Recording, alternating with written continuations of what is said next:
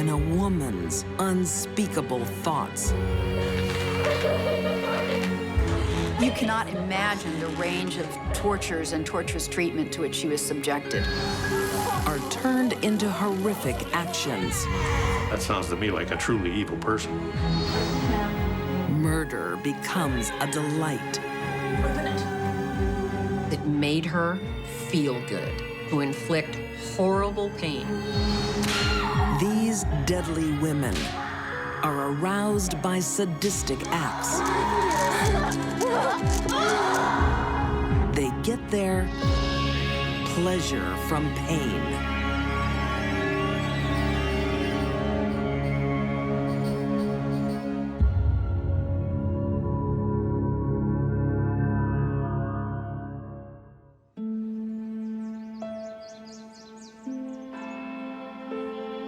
London, England.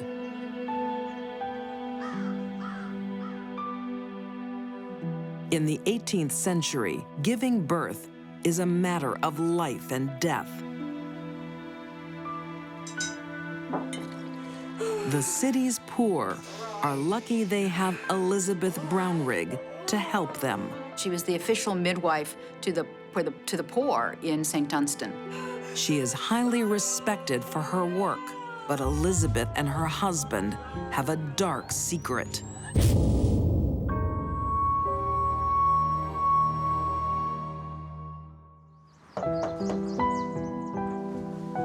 The community trusts Elizabeth. Hello, Mr. Jacobs, how are you? The local church places orphans in her care. Allow me to introduce your new apprentice, Miss Mary Mitchell.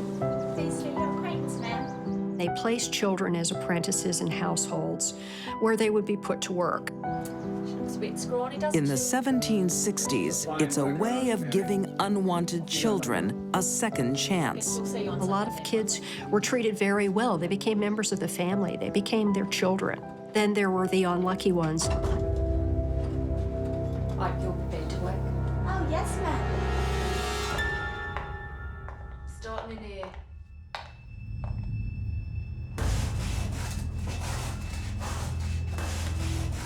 Away from prying eyes, Elizabeth can't be trusted. She treats her young servants like slaves.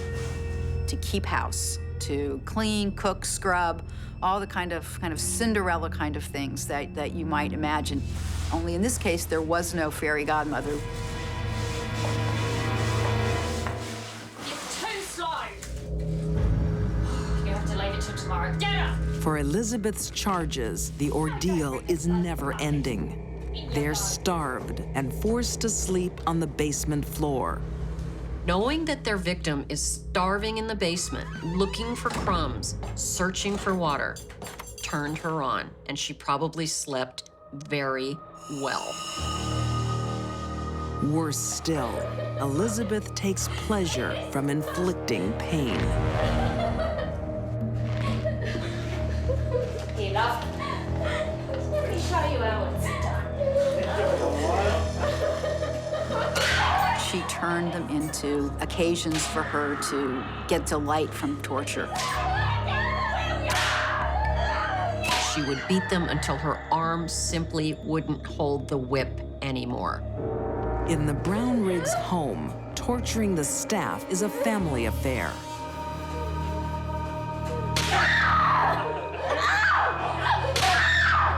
Misery loves company, and Elizabeth wanted to share what was going on.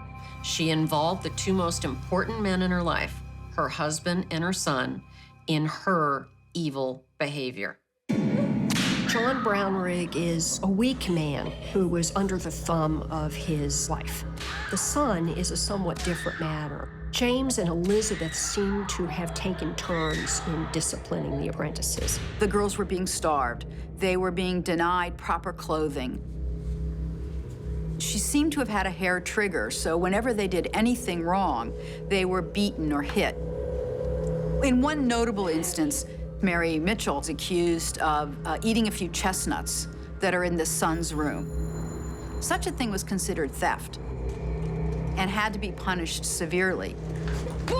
After this incident, she's beaten terribly. In another situation, one of the girls answers back, and Mrs. Brownrigg slices her tongue with a pair of scissors. When she can't take any more, one girl runs away.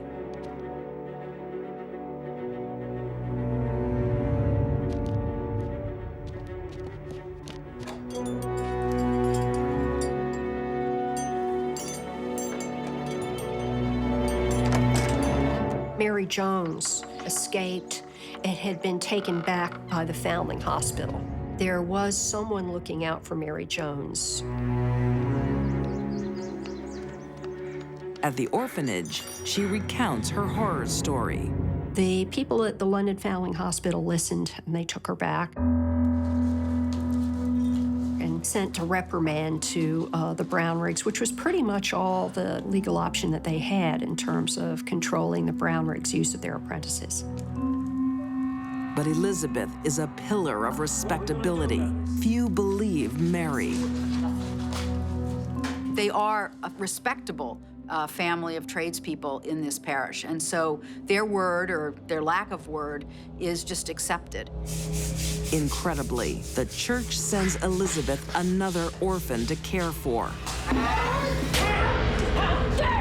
14-year-old Mary Clifford. There was something about Mary Clifford that set Mrs. Brownrigg off.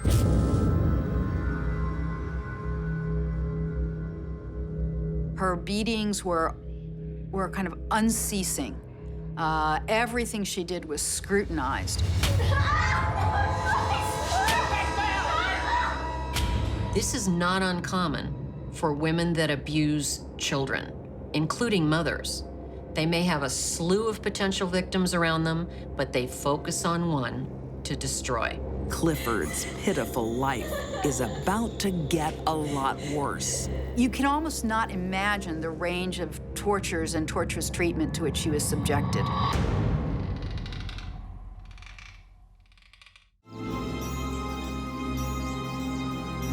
'60s, London, England. Respected middle-class midwife Elizabeth Brownrigg is hiding a dark side.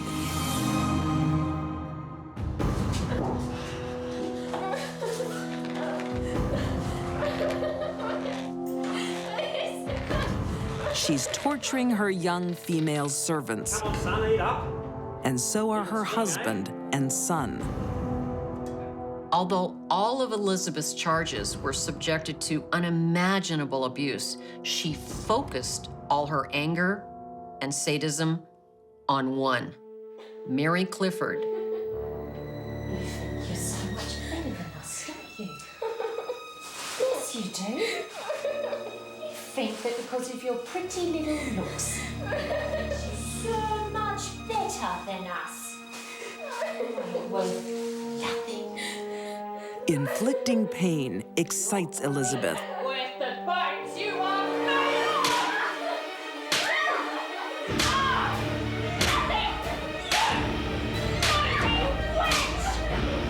of! She's turned on by the power and suffering. Sexual sadism is a condition in which an individual becomes aroused at the infliction of pain, emotional, physical, or sexual, on a helpless victim. Elizabeth's husband, John, and her son, James, willingly join in. It's not what they do to the victim, it's the response that turns them on. For over a year, 14-year-old Mary is brutally tortured. Whenever a body is suspended by its arms or hands, there's the obvious discomfort of the restraints. Lost for words. But most importantly, their oxygen saturation is going to go down because they're unable to breathe appropriately. Mary's abandoned in the cellar with the pigs. Her body is covered in open, rotting wounds. It would be very likely that an individual who'd been repetitively beaten, not fed well, and restrained could have gotten an infection to one of their wounds. We end up with infections of the lungs, pneumonia, infections of the brain, meningitis or encephalitis, and death follows very shortly thereafter.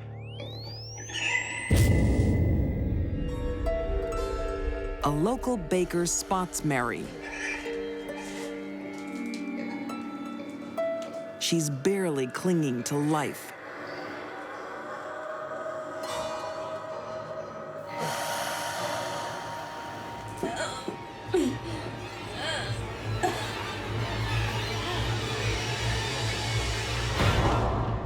He raised the alarm. Mrs. Brownrigg! Parish officers come to the house, Mrs. Brownrigg! and they demand that the Brownriggs present Mary Clifford. Confronted by church authorities, the Brownriggs play dumb. She was naked and badly beaten. Perhaps you saw our servant Mary Mitchell. She feeds the pigs. Mr. Brownrigg at first denies that she's there. Then he eventually brings out Mary Mitchell, and he says, "Here's the girl you're looking for." Mary? Mary, are you all right, my love? This is not Mary Clifford. The girl I told you about is in even worse condition. The eagle-eyed baker sees right through their lie. Mrs. Brownrigg, where is Mary Clifford? I said we don't have anyone of that name here. Don't lie to me, Mrs. Brownrigg. Where is Mary Clifford? I can't pull her out of thin air. She's not here. Brownrigg, get out of my way. I did not invite you into our house. Finally, after a search of the whole house, they find her in the basement.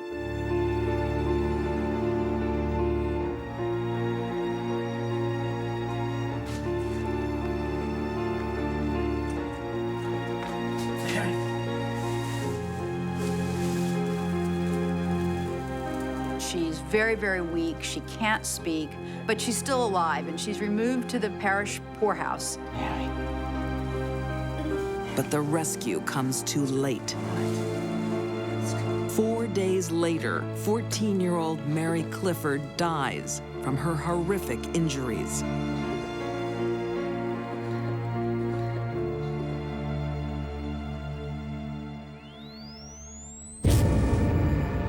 Police arrest Elizabeth and John Brownrigg and their son, James.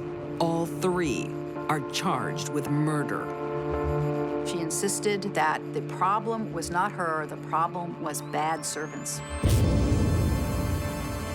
These servants were so bad and so disrespectful and so lazy that only physical punishment could get them to do their work. The thinking of the day determines who is found guilty. Watching over servants is a woman's responsibility, and she alone is convicted. The two males walk away, scot-free. On September 13th, 1767, Elizabeth Brownrigg is sentenced to death by public hanging. Some of the people gathered to watch Elizabeth be executed shouted at her that they hoped her soul would burn in hell. I think we can count on that. Elizabeth Brownrigg, once admired for her generosity, is now remembered for monstrous behavior. The government makes an example of her by placing her remains on public display. Her skeleton was quite a tourist attraction for many years. People were very drawn to this spectacle of this woman who took such pleasure in the abuse of children who'd been placed with her to care for. She was the quintessential evil woman, and Elizabeth Brownrigg's memory was seared into the working and laboring classes in London for well over 100 years.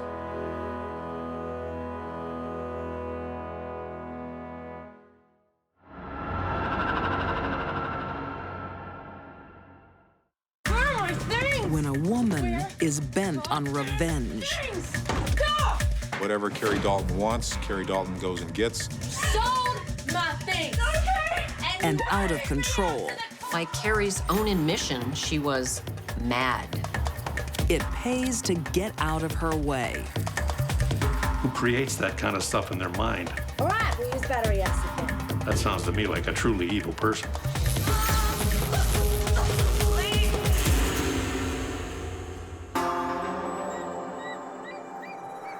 There are societies within societies. Subcultures where those on the edge can find a friend. Perhaps even security. I don't know what to do. I have nowhere to stay.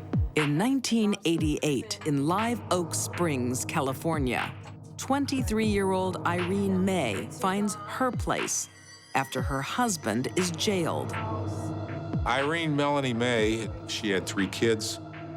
They had been removed from her because she was declared an unfit parent. You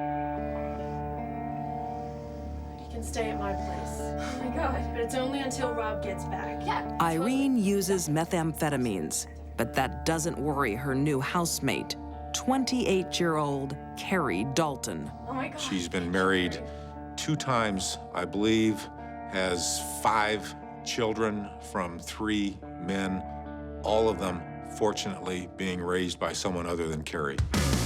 Carrie uses meth too. The pair is on a one-way trip to oblivion.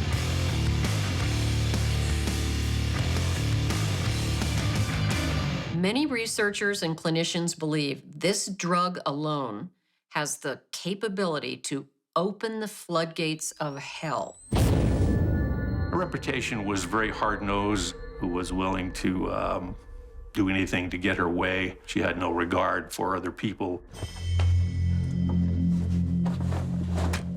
What's taking them so long? They said they'd only be an hour. If someone was unfamiliar with Carrie Dalton and they were asked me about her, I would say, get away from her, get as far away from her as possible, and never see her ever again. She will bring you down one way or another. Is that another one of my beers? Christ, you're a slippery bitch. All you do is come around here and take my stuff. Sorry, Carrie, I offered it to her. But I was gonna get you some more later. Oh, you're always gonna buy some more later, aren't you? You're all a bunch of freaking freeloaders. I'll go get some more beer. I don't want any more beer. I want more freaking drugs. Go, babe. How took you so long?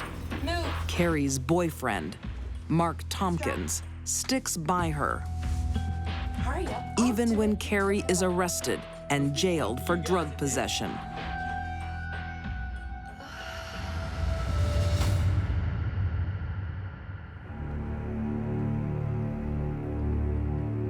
In Carrie's absence, Irene continues her downward spiral, spending all her money on drugs. She starts selling the household possessions for a fix. How much? $10. She had a yard sale and sold a lot of stuff that he had, and apparently some of Carrie's jewelry. You gotta be joking. I'll give you 5. Yeah, sure. It's a short-term win. Where's my stuff? When Carrie is released, she realizes things are missing. Where are my things? Where? Goddamn things! Joanne! Where are my goddamn things? Can you hear me, Joanne? Where are my goddamn things? Where are they? Irene sold them. She what? Irene has unwittingly unleashed a monster. I'm serious. I am gonna kill the bitch. She's gonna wish she had never been born. She took great offense that this would have occurred, and apparently carried that grudge, onward, and used it as a motive to do what she did. It makes them suffer really bad, and it takes hours and hours. Carrie and her boyfriend, Mark, fueled by methamphetamine rage, start planning revenge. All right, we'll use battery acid then. But if it doesn't Things started to escalate, and once they had passed a certain point, you can't go back. Oh, you're gonna try and give me one of those, are you now? Most people would not think of killing someone because they thought they stole some jewelry. For Carrie, it became an all-consuming goal.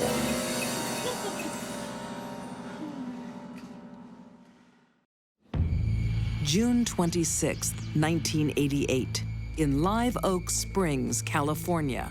Do I really miss them? A fragile alliance between two drug users is about to snap. Hey, Irene.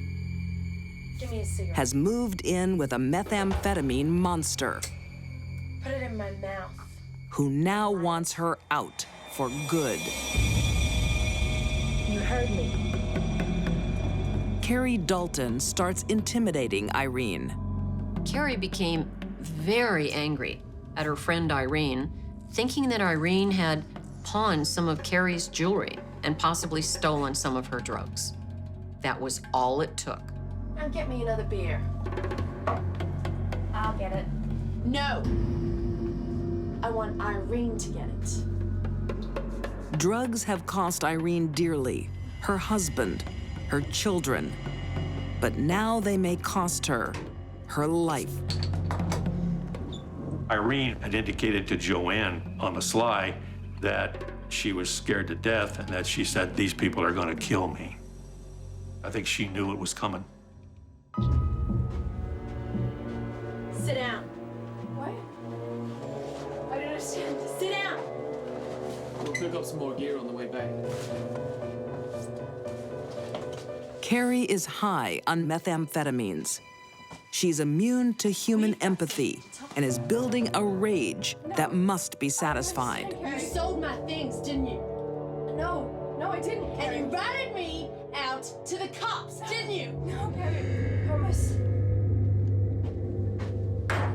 Carrie, I promise. I didn't.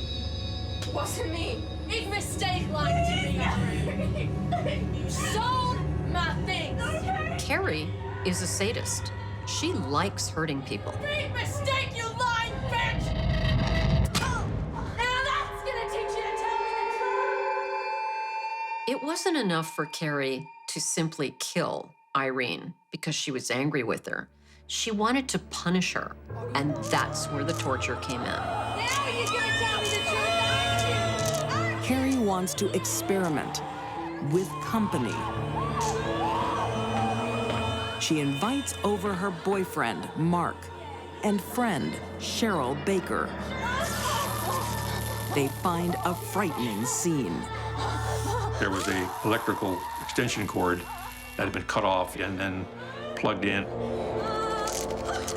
When somebody is, touched with electrical wires, they're going to suffer that shock and that burn. It's going to be extraordinarily painful.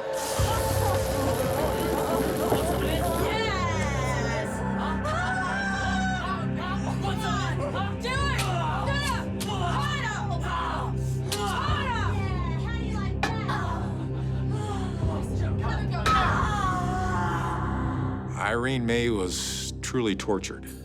She was beaten over the head with a frying pan so hard that the bottom broke out of the frying pan. Cheryl finds it hard to say no. Cheryl Baker said her feeling was that if she didn't get involved with that, she would be the second victim. Please! When an individual is struck multiple times, the bones are pushed in, they're crushed, they're broken. Those types of injuries cause deep hemorrhage, deep bleeding. I want this bitch die! The membranes that line the bones contain all the nerves. So if you have an impact to your kneecaps and fracture that patella, you're going to have an extraordinary amount of pain, to say nothing of the bleeding that would ensue. Have it go, Cheryl! Bashed with a hammer, electrocuted, and beaten. Irene May is still not dead. I don't even want to think about what was going through Irene May's mind when this was going on. It had to be extremely painful and extremely prolonged. Shot anyone? Yeah. I think Cheryl should have the honors. Carrie has one more sadistic twist. Come on, we can do this. Do it. Carrie apparently had gone out to the car, extracted battery acid.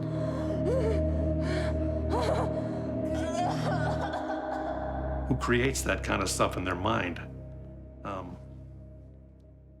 That sounds to me like a truly evil person. The torture continues for hours until boyfriend Mark finishes it. And he came in and wrapped it up with the knife and the stomping on the neck to put her out of her misery. The drug-fueled nightmare is over.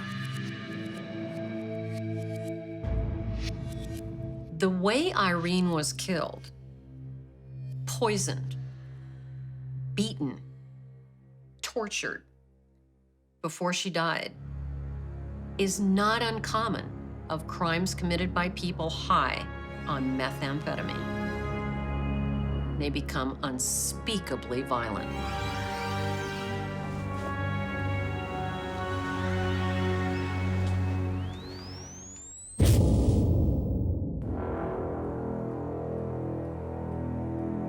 For the next 3 years, the murder remains a secret within the tight drug circle until one of them cracks with guilt. Cheryl Baker then provided a great deal of the information about who was killed, why she was killed, and how she was killed, and what happened to the body. Cheryl Baker gives up Carrie and her boyfriend. In return, she pleads guilty to second-degree murder and receives 15 years to life. Mark Tompkins is convicted of first-degree murder and sentenced to 25 years to life. Carrie Dalton is convicted of first-degree murder and sentenced to death on May 23rd, 1995. She is pure evil. She is bad to the core and has been for a long, long time. Carrie is on death row in the Central California Women's Facility. She is almost where she needs to be. She needs to be in the death chamber in prison. It's time for her to be punished for what she did. And in my mind, the only punishment for her is the ultimate punishment.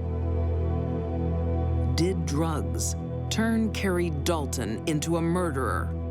Or did they simply unlock her true nature? Carrie was probably on her way to becoming a deadly woman by the time she was a teenager, but her heavy use of methamphetamine sealed her fate.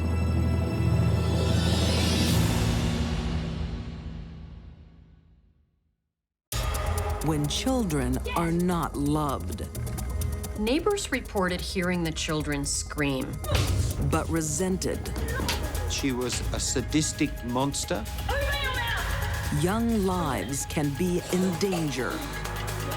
The overwhelming surge of community feeling that she was a monster. Adelaide, Australia. In the 1890s, a woman is expected to stand by her man, no matter what. But not Martha Randell. She's having an affair with her neighbor. Martha Randell was having a long and lusty and voluptuous affair with Tom Morris. Tom has a family of his own, but can't resist Martha. There must have been something that he saw in her because everyone else hated her. How could you do this this to me, to the children. The clandestine affair goes on for a decade before Tom's wife finds out. It's going to affect them. The whole She town demands is drastic action. We need to get away from here, away from that woman. Mrs. Morris demanded that they move away from this Scarlet Woman. So they moved from Adelaide to probably the most remote place that they could find anywhere in Australia, and that was to Perth. Will that make you happy? Yes. Tom takes his family 1,700 miles across the country to Perth, Australia's Wild West. It's a boom frontier town. Western Australia was just on the boil in those days because the gold mines at Coolgardie and Kalgoorlie had been discovered.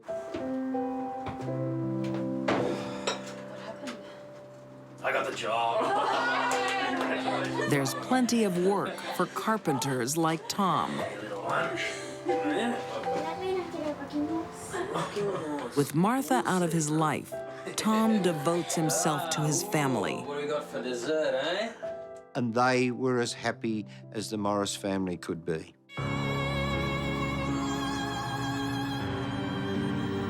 But within a year, his past comes back to haunt him. Hi, Thomas.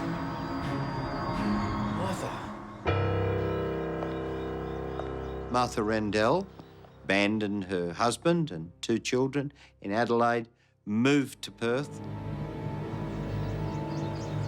Soon they were having an affair.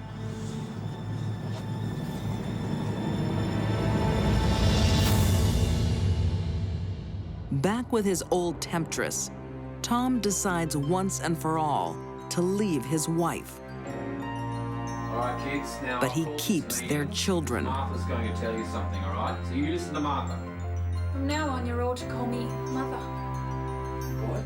Martha takes over the marital bed and the children. What will we call our real mother? She's gone. She's gone. She won't be coming back. I'm your mother now. From that day on was the beginning of the end for the Morris children. They incurred her vile, evil wrath. Now go to your room. Get!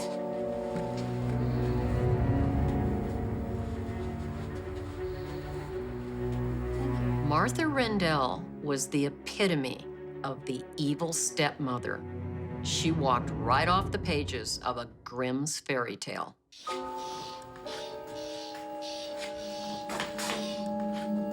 Martha doesn't tolerate any lip. I told you to hang the washing up, didn't I? Didn't I? Stop hurting her. We don't have to do what you tell us. You're not our real mother. As 7-year-old Annie soon discovers. Talk back to me, Children were whipped and they were bashed and they were beaten by this terrible woman. And within virtually no time at all, they were malnourished, they were sickly, they were pale, and suffered continually from coughs and sore throats. The children are even more vulnerable when they become sick. The doctor suggested that every night that the new stepmother paint the back of Annie's throat with this medication.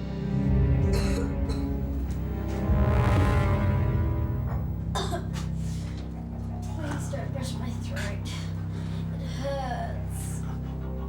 In these times, treating a sore throat with a brush is common. In order for Martha to have accomplished what she did, those children must have been tied down. But it's what the doctor ordered, Annie. Open your mouth. Open your mouth! She isn't applying medicine, but acid. Wider! I said wider. Neighbors reported hearing the children scream. I imagine that they did. It would have been horribly painful. Open it. Martha gets pleasure from the children's pain, and it's only the beginning. Martha tortured these children because it made her feel good. Feel better? who inflict horrible pain on helpless children. Martha Randell leaves her family and chases her lover, Tom, 1,700 miles across Australia to Perth. The couple move in together, and Martha becomes mom to Tom's children. But she's a cruel stepmother.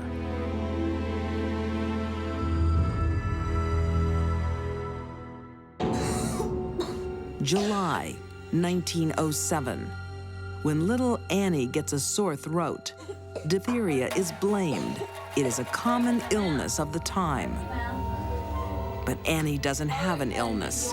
Martha's poisoning her with acid.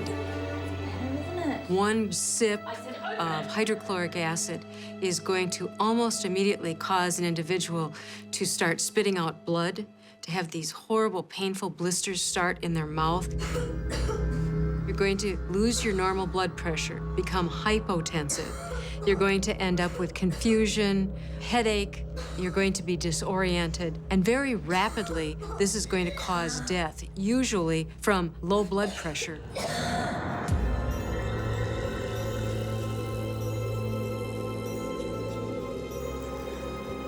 Within weeks of Annie's death, her sister Olive is gravely ill. But no one suspects a thing. I'm sorry, Mr. Morris. There's nothing much else that can be done. She seems to have diphtheria. And again, the doctor came and he said that there's a bad bout of diphtheria going around. There's only one thing to do, and that's get to it, get to the source of the diphtheria and paint the back of her throat with this medication. Open up your mouth. Martha is given a green light to carry on her torture. Open up your mouth. Open up your mouth. This level of sadistic behavior is not something that happens overnight. Martha had been working up to this probably since her early adolescence. You don't wake up one day in your 40s and decide to torture children while you're icing cupcakes. Did that hurt? She was hideous. She was vile. Why would a woman do this to a child? For Martha, it's to achieve sadistic sexual pleasure. Neighbors reported seeing Martha rock back and forth in her chair while her stepchildren were writhing in agony, screaming, and dying. For some women, rocking is sexually gratifying. It's known as infantile masturbation. There are no hands involved. It's all up here. Martha breaks up a family to be with her lover. Now she's increasing her pleasure by inflicting pain.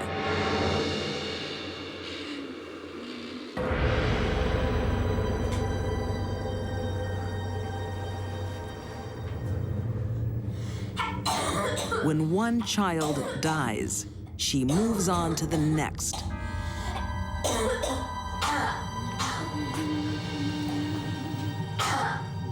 This time, she didn't call the doctor. Just got out the good old reliable throat painting medicine and the brush, and away she went. Open up your mouth. Arthur is her third victim in just over a year. Open your mouth! Doesn't hurt, does it? Caused them to be very sick. Then she made them sicker until they died, and she watched in pleasure as they died.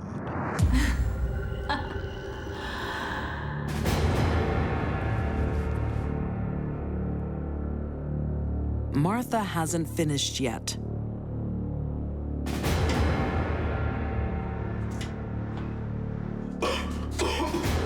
Fourteen-year-old George develops a familiar cough. We're gonna nip it in the bud. Open your mouth, George. He knows better than to obey his stepmother's orders. Back here right now, George!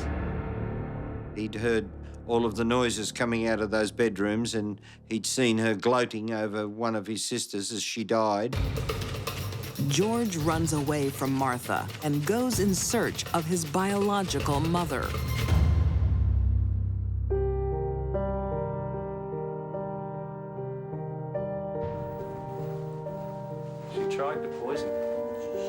When he finds her and recounts the horror, his mother contacts police. Every time that she gave them the medicine, they only got sicker. She laughed at their pain. She laughed at their pain. She got pleasure from it. Martha Randell's evil secret is finally exposed. If Martha's stepson hadn't run away because he was fearful that she was turning towards him, she would have gone on to kill a lot more kids. There's no other real motive that you can understand for this woman killing these children, apart from her being an extremely evil person. Her arrest and trial grip the community. There was huge amounts of ill feeling towards Martha Randell. I mean, the crimes were so horrendous that the public were basically, baying for vengeance. Martha Randell is found guilty of the murder of Arthur Morris. She is sentenced to death. The judge concluded that she was a sadistic monster who achieved sexual pleasure out of watching the children die in agony.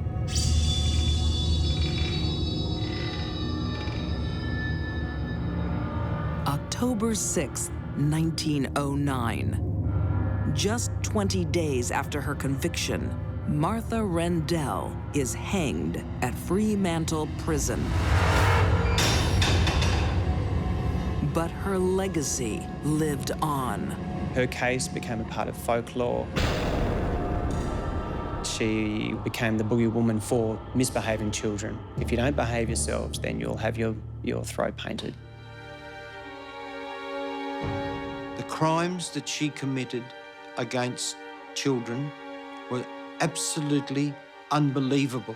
To think that another human being could do this. Martha was a cold-hearted, sadistic killer of the worst order. I'm glad she's gone.